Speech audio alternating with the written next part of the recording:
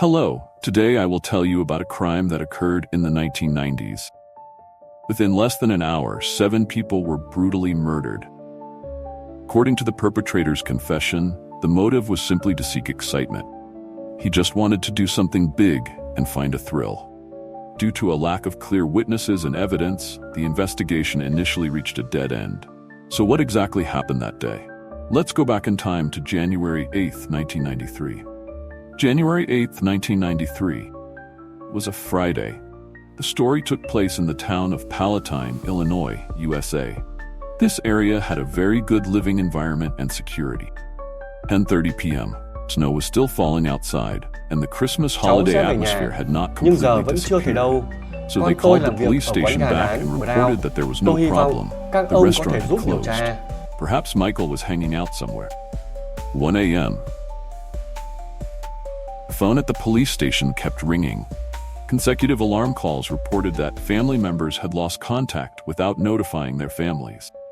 Coincidentally, all the people mentioned above worked at Brown's Chicken Restaurant. The officer on duty realized something was wrong and immediately sent 2 more police officers to the chicken restaurant to investigate. When the police arrived, they found the store closed and the lights inside turned off. Looking through the windows from the streetlight, they saw the store was very clean and tidy. Chairs had been placed on tables. There were no signs of anything unusual, so they went to check the back door. One of the 2 officers pushed hard on the door and found it unlocked. The 2 looked at each other, then drew their guns and entered the restaurant. Inside the store was completely silent. When they turned on the lights, what they saw in front of them startled them with horror. There was a lot of blood on the floor. No one was in sight. The blood trail on the floor extended to the refrigerator and freezer doors in the back of the kitchen. They proceeded to open the west refrigerator door. In front of their eyes appeared 2 bodies. In horror, they quickly moved to open the freezer door on the east side and were shocked to find a pile of bodies stacked on top of each other inside. All had been shot. That scene was something the 2 officers would never forget. Initial identification confirmed a total of 7 people had been killed. Cause of death for all was gunshot wounds. Some victims were not only shot multiple times, but also stabbed multiple times with a knife. The 2 victims in the west refrigerator were the 50-year-old owner of the chicken restaurant, Richard Ellenfeld, and 32-year-old employee Thomas Menace. Therefore, perpetrator may have used the mop to clean up blood stains after committing the crime. This also shows the perpetrator had very good psychological state or was very familiar with the store. He knew that after the store closed, no one would come here, so he did not rush to escape but stayed behind to clean up the scene. At least 20 bullets were found on the roof of the store and on the victims' bodies. The weapon could have been a .38 caliber pistol, but the origin of the gun could not be determined. There was an unusual phenomenon in the store. One chair near the order counter had been properly placed, while all other chairs had been flipped upside down onto tables. Flipping chairs upside down like that was to facilitate cleaning the store. The chair near the order counter suggested that although it was past closing time, there was still a customer eating in the store. Was that last customer the perpetrator or someone who knew some information?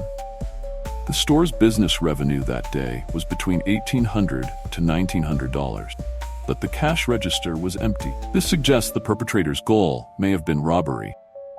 But why did they kill innocent people? A receipt was found in the cash register of the chicken restaurant. The time displayed on it was 9:07 p.m. on January 8. This was the last receipt of the day. The last customer who stayed had ordered a combo with fried chicken, 2 small buns, packet of fries, and a drink. The store had been cleaned thoroughly. Only 1 trash can containing some chicken bones, fries, and various other garbage like napkins had not been taken out. Police were not sure if the trash bag had any value in solving the case. They collected and froze it anyway. After the incident occurred, the Palatine Task Force continuously checked nearby residents, as well as investigated all friends and relatives of the victims. They also investigated people who had previously worked at the chicken restaurant. Unfortunately, no useful clues were found. perpetrator seemed to have disappeared without a trace. During the investigation, the police also made a mistake. 2 weeks after the incident occurred, they remembered there was a 24-hour gas station near the crime scene with surveillance. Unfortunately, all the footage from those surveillance cameras had been overwritten.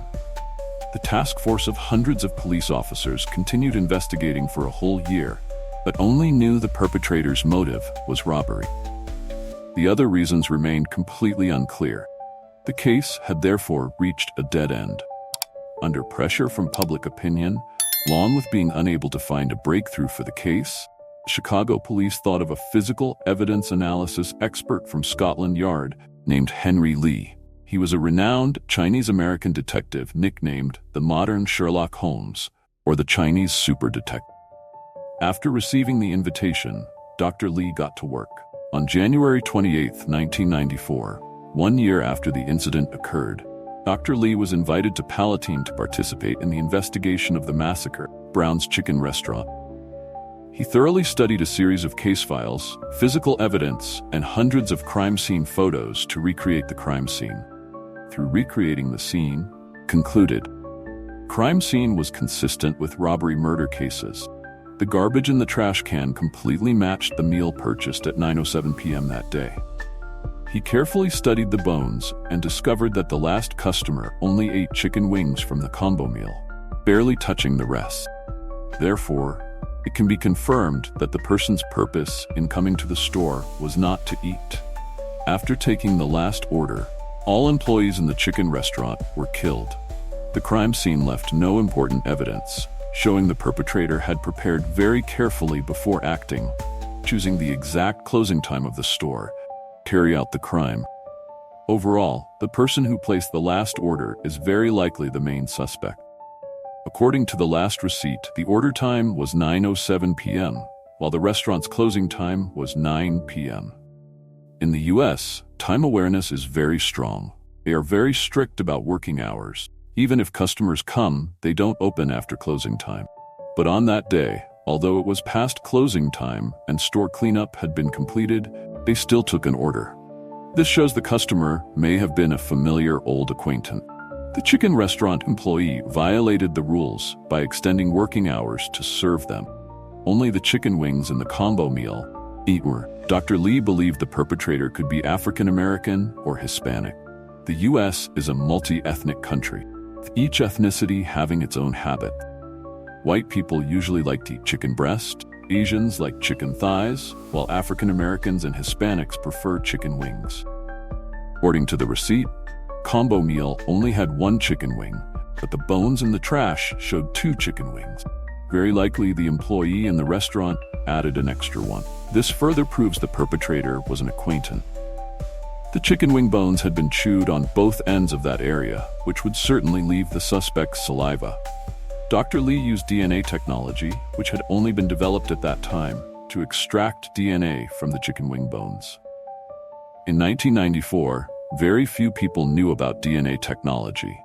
Even the Palatine police where the crime occurred had never heard of it and didn't know what DNA technology was. However, since DNA technology was not advanced enough at that time, the very small amount of saliva extracted from the chicken bones was not enough to analyze.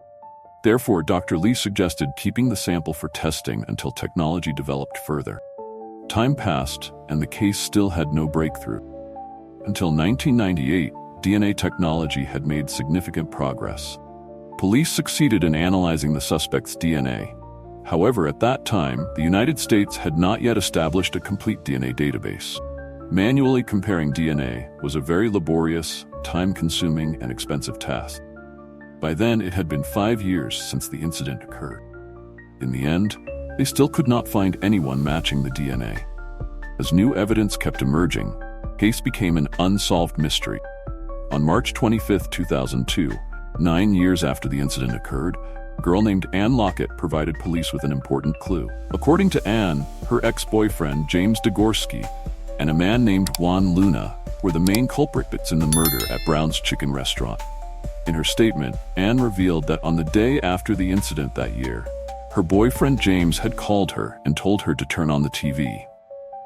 The TV was broadcasting news about 7 people being murdered at Brown's Chicken Restaurant. He was very proud and said that was what he had done. Not long after, James and Juan boasted to her about the details of the crime, but she didn't dare report to the police because James had threatened to kill her if she dared reveal the information. Every day, she lived in fear and also didn't dare tell the police. Sometime later, she and James broke up. 9 years after the crime, she confided the whole story to her current boyfriend. Her boyfriend encouraged her to report to the police, and she finally dared to tell everything. Initially, the police were very skeptical because since the crime occurred, they had received thousands of clues, but none were useful. However, when Anne described the crime process, she described a detail that made the police focus intensely. It was a detail that had never been released to the public. A bloody mop had been used to clean up vomit. According to her description, when a victim was shot, he vomited out French fries he had eaten. To make sure that person was dead, James used the mop to poke at his body to avoid drawing attention.